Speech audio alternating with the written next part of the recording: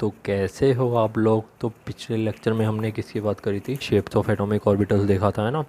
और साथ ही साथ हमने नोट्स वगैरह की बात करी थी है ना। साथ साथ हमने effective nuclear charge energy of orbital इन सब की बात करी थी, ठीक है। तो आज हम क्या पढ़ने वाले हैं, आज हम कि ऑर्बिटल्स के अंदर इलेक्ट्रॉन किस तरह से फिल करे जाते हैं, कि इलेक्ट्रॉन को फिल करने का किस तरह का रूल है ना, कि इलेक्ट्रॉनिक कॉन्फ़िगरेशन किस तरह से लिखी जाती है। तो इन सब बेसिक बेसिक बातों को आज हम डिस्कस करने वाले हैं। हमारा लास्ट लेक्चर है इज स्ट्रक्चर ऑफ एटम का फाइनली। तो देखो, सबसे पहला आता है ओबाउ प्रिंसिपल। ये क्या बताता है कि इलेक्ट्रॉन को ऑर्बिटल में किस तरह से बढ़ते हैं। इसने सिंपली बोला कि ऑर्बिटल में इलेक्ट्रॉन उनकी बढ़ती हुई एनर्जी के हिसाब से बढ़ते हैं, यानी कि जैसे जैसे ऑर्बिटल की एनर्जी बढ़ती जाएगी बढ़ती जाएगी बढ़ती जाएगी, उस तरह से इलेक्ट्रॉन बढ़ते जाएंगे, ठीक है। तो इसने सिंपली क्या बोला, according to this principle in the ground state of an atom orbitals are filled in increasing order of their energies. जैसे जैसे ऑर्बिटल की एनर्जी बढ़ती जाएगी वैसे वैसे इलेक्ट्रॉन बढ़ते जाएंगे, ठीक है। और देखो, अब हम पहचानेंगे कैसे कि कौन से ऑर्बिटल की एनर्जी ज़्यादा कौन सी कम है। तो उसके लिए हम कौन सा रूल लगाएंगे, n+l रूल। कि हमने n+l की वैल्यू को कैलकुलेट करा, जिसकी n+l की वैल्यू कम आई उसकी एनर्जी कम होगी। किसी किसी केस में क्या होता है, n+l की वैल्यू ना दो ऑर्बिटल के लिए सेम आ जाती है। फिर किसकी एनर्जी को लोअर बोले, फिर उसकी एनर्जी को लोअर बोलेंगे जिसकी n की वैल्यू कम होगी। अभी एग्जांपल से समझेंगे तो समझ आएगा। तो देखो, lower the value of n+l lower will be the energy of orbital, ठीक है।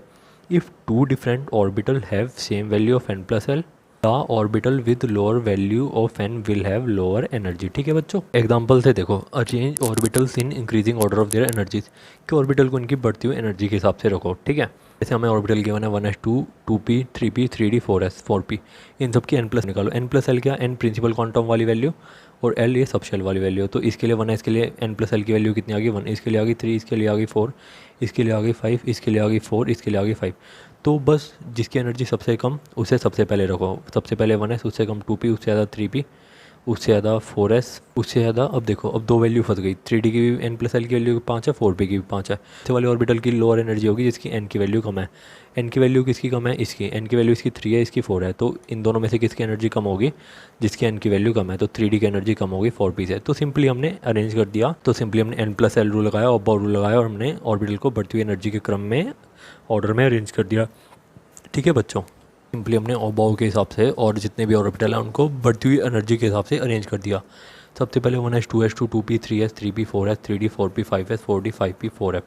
इस सीरीज़ को याद करने का एक सिंपल सा रूल भी है। वो मेथड देखो, तरह से हम इस ऑर्डर को याद कर सकते हैं इस सिंपली मेथड से। सिंपली क्या लिखो, 1s 2s 3s 4s 5s 6s 7s, ठीक है।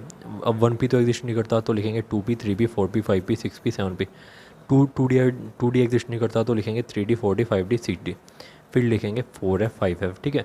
सिंपली एरो से ड्रॉ करो, ठीक है। हर एक के हिसाब से एरो ड्रॉ करो, हर एक के डायगोनली एरो ड्रॉ करो, ठीक है। और सिंपली इस तरह से चलते जाओ, ठीक है। कम हुआ है उधर से चलो पीछे वाले एरो की तरफ, इस तरह से चलते जाओ चलते जाओ चलते जाओ, तो हमारा ऑर्डर आ जाएगा। तो देखो simply 1s 2s 2p 3s 3p 4s 3d 4p 5s 4d 5p 6s 4f 5d 6p 7s 5f 6d 7p। कुछ सिंपली इस तरह से हम अरेंज कर लेंगे। एनसीईआरटी में अच्छे से क्यों है, तुम एक बार उसे देख लेना। पहला रूल जो आता है वो क्या बोलता है, वो क्या आता है, पॉली एक्सक्लूजन प्रिंसिपल। ये देखो सिंपली ये क्या बोलता है, ये क्या बोलता है, किसी भी एटम के अंदर ना, किसी भी एक एटम के अंदर दो इलेक्ट्रॉन के चारों क्वांटम नंबर सेम नहीं हो सकते। यानी कि एक एटम के अंदर एक इलेक्ट्रॉन की 4 क्वांटम नंबर की वैल्यू है, वो उसी एटम में दूसरे किसी इलेक्ट्रॉन की वैल्यू नहीं हो सकती। जैसे मान लो क्वांटम नंबर 4 होते हैं, NLMS, ठीक है। 4 क्वांटम नंबर होते हैं, मान लो इनकी वैल्यू कुछ भी है XYZ, तो सेम वैल्यू किसी दूसरे इलेक्ट्रॉन की नहीं हो सकती उसी एटम के अंदर। No two electrons in an atom have the same set of 4 quantum number, ठीक है। इस बात से एक और बात निकल के आती है, वो क्या है, an orbital can have maximum 2 electrons with opposite spins. जरा इस बात को देखो, अगर मान लो कि एक ऑर्बिटल के अंदर मान लो 3 इलेक्ट्रॉन आ गए, तो उसके अंदर क्या होगा, मान लो जैसे n की वैल्यू 4 है, l की वैल्यू 3 है, m की वैल्यू 1 है, और स्पिन की वैल्यू +½ है। सिमिलरली दूसरा इलेक्ट्रॉन आया 4 3 1 -1/2, ठीक है। तो दो इलेक्ट्रॉन है अलग अलग है, ठीक है, एक एटम की। अब मान लो कोई तीसरा इलेक्ट्रॉन आता है उसी ऑर्बिटल के अंदर, ये 4 शेल का 3rd शेल का 1 वाला ऑर्बिट है, जिसके अंदर इलेक्ट्रॉन एंटी क्लॉकवाइज है, जिसके अंदर इलेक्ट्रॉन क्लॉकवाइज है। अब मान लो कोई तीसरा इलेक्ट्रॉन आना चाह रहा है उसी ऑर्बिटर के अंदर, वही ऑर्बिट क्या होगा 4 3 1। अब इसके अंदर जो स्पिन की वैल्यू होगी या तो -1/2 होगी +1/2 होगी, क्योंकि स्पिन की वैल्यू 2 ही हो सकती है मैक्सिमम, 2 से ज़्यादा नहीं हो सकती। तो ठीक है, इस वजह से अगर मान लो कि तीसरा इलेक्ट्रॉन उसी ऑर्बिटल के अंदर आएगा तो उसकी जो स्पिन की वैल्यू है वो या तो +1/2 होगी या -1/2 होगी।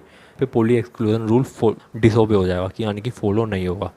ठीक है, तो इस वजह से तीसरा इलेक्ट्रॉन नहीं आ सकता, क्योंकि उसकी चौथे क्वांटम नंबर की वैल्यू भी सेम हो जाएगी, जो कि पॉली एक्सक्लूजन के हिसाब से पॉसिबल नहीं है। तो इसलिए एक ऑर्बिटल के अंदर मैक्सिमम 2 इलेक्ट्रॉन आ सकते हैं। ज़रा इस बात को सोच के देखना, काफ़ी इंटरेस्टिंग चीज़ है। ठीक है बच्चों, अब देखो एग्जाम्पल से समझते हैं, तुम्हें और समझ आएगा। मान लो कोई 3s ऑर्बिटल है, ठीक है।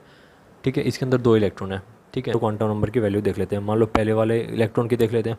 n की वैल्यू 3, l की वैल्यू 0, ml की वैल्यू 0, ms की वैल्यू +12। ठीक है, क्योंकि s है तो 0 और ml की वैल्यू भी 0।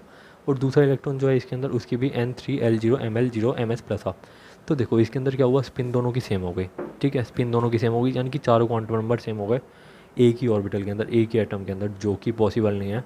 तो जो कि पॉसिबल नहीं है, ये जो ऑर्बिटल है पॉली एक्सक्लूजन रूल के खिलाफ गया, इसलिए ऐसे ऑर्बिटल एग्जिस्ट नहीं करते। इलेक्ट्रॉन की स्पिन को उल्टा होना पड़ेगा, तभी ये ऑर्बिटल वैलिड हो पाएगा। अगर मान लो कि सिमिलरली एक इलेक्ट्रॉन सीधा है, एक इलेक्ट्रॉन उल्टा है, एक क्लॉकवाइज है, एक एंटी क्लॉकवाइज है।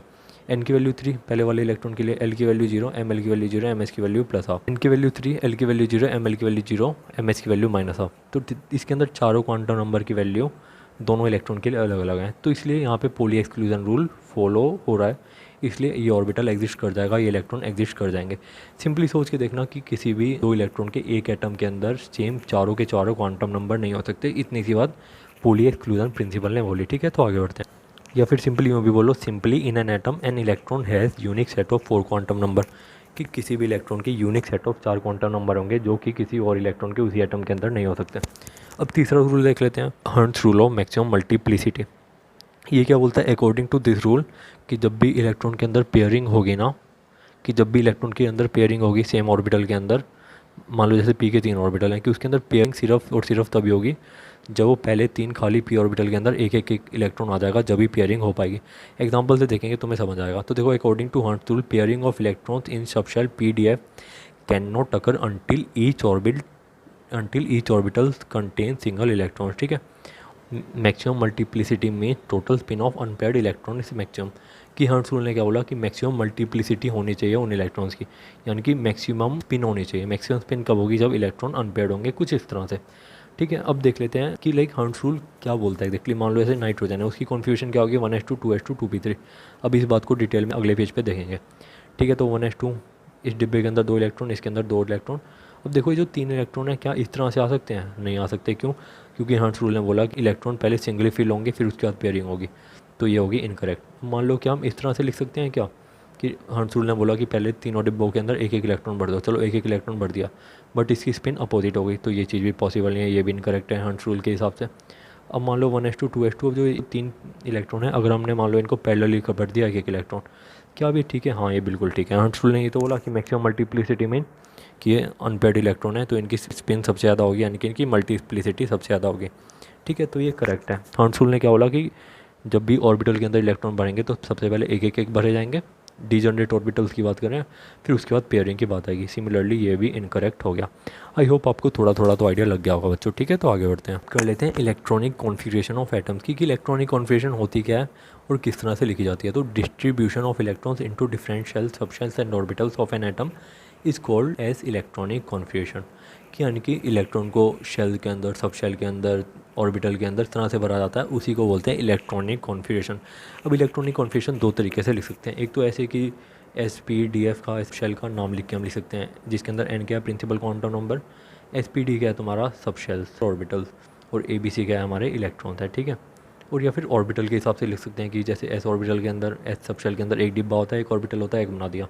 P के अंदर 3 डब्बे होते हैं, 3 बना दिया। D के अंदर 5 डब्बे होते हैं, 5 बना दिया। ये वाली इलेक्ट्रॉनिक कॉन्फ़िगरेशन बढ़िया मानी जाती है। इसका रीज़न क्या है कि इसके अंदर पता चल जाता है कि इलेक्ट्रॉन पेयर्ड है, अनपेयर्ड है ना, कुछ इस तरह से। एग्जाम्पल देखेंगे समझ आएगा। तो देखो, मान लो जैसे मान लो एलिमेंट है हाइड्रोजन, इसका एटॉमिक नंबर है 1। एटॉमिक नंबर 1 मतलब इसके पास एक इलेक्ट्रॉन है, यानी कि इसकी कॉन्फ़िगरेशन अबव के हिसाब से 1s1। ठीक है, पहली सब शेल के अंदर, लोली ऑर्बिटल के अंदर, लोएस्ट ऑर्बिटल के अंदर एक इलेक्ट्रॉन आ गया। अगर इसको डिब्बे में भरना चाहें ऑर्बिटल डायग्राम के हिसाब से, अगर इनकी इलेक्ट्रॉन कॉन्फ़िगरेशन लिखे तो कुछ इस तरह से 1s आ जाएगी, जिसके अंदर डिब्बा किसको रिप्रेजेंट कर रहा है, हाफ एरो किसको रिप्रेजेंट कर रहा है, इलेक्ट्रॉन को। सिमिलरली हीलियम की 2 इलेक्ट्रॉन, 1s2, डिब्बे के अंदर 2 इलेक्ट्रॉन भर दिया अपोजिट स्पिन के साथ। कार्बन की 1s2 2s2 2p3, अहबाव के हिसाब से चल रहा है। 2 वाले ऊपर क्या रिप्रेजेंट कर रहे हैं, इलेक्ट्रॉन को। ठीक है, कि इसके अंदर 6 इलेक्ट्रॉन, 2 + 2 + 2 6 इलेक्ट्रॉन, ये ऊपर वाले इलेक्ट्रॉन को रिप्रेजेंट कर रहे हैं। SSP किसको रिप्रेजेंट कर रहा है, सब शेल को, और 1 2 2 किसको रिप्रेजेंट करें, प्रिंसिपल क्वांटम नंबर को। डिब्बों में भर दिया 1s के अंदर 2 इलेक्ट्रॉन, 2s के अंदर 2 इलेक्ट्रॉन, 2p के अंदर 2 unpaired electron according to hertz rule. ठीक है, नियॉन के लिए simply 1s2 2s2 2p6 1s 2s 2p डिब्बों के अंदर भर दिया सिंपली। नियॉन क्या है, नोबल गैस है। ठीक है, तो आगे बढ़ते हैं। सिमिलरली सोडियम का देख लो, एटॉमिक नंबर 11 यानी कि इलेक्ट्रॉन 11, तो 1s2 2s2 2p6 3s1।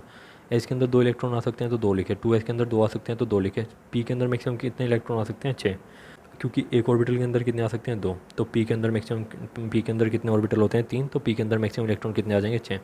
तो इधर बन की बात 10 इलेक्ट्रॉन हो गया, और अगला इलेक्ट्रॉन कहाँ जाएगा, एस ऑर्बिटल में, तो एक इलेक्ट्रॉन इधर आ गया, तो इसको हमने डिब्बों में लिख दिया। और ना इसको हम कंडेंस फॉर्म में भी लिख सकते हैं कि ईजी रहती है कंडेंस फॉर्म में, जैसे जो हायर एटॉमिक नंबर वाले एलिमेंट होते हैं उनके लिए। ठीक है, तो जैसे देखो 1s2 2s2 2p6, तो जैसे नियॉन की थी इलेक्ट्रॉनिक कॉन्फ़िगरेशन, तो हमने नियॉन को लिख दिया, ये वाली इलेक्ट्रॉनिक कॉन्फ़िगरेशन की जगह नियॉन लिख दिया, और बाकी लास्ट इलेक्ट्रॉनिक कॉन्फ़िगरेशन को लिख दिया 3s1। फॉस्फोरस की 15 electron 1s2 2s2 2p6 3s2 3p3। अब बहु के हिसाब से लिखा है, तुम ज़रा देख लेना, डिब्बों में भर दिया। ठीक है, और नियॉन 3s2 3p3, क्योंकि ये वाली इलेक्ट्रॉनिक कॉन्फ़िगरेशन तो न्यू की है, तो कंडेंस फॉर्म में हम इस तरह से लिख सकते हैं। सिमिलरली क्लोरीन के 1s2 2s2 2p6 3s2 3p5 डिब्बों में भर दिया।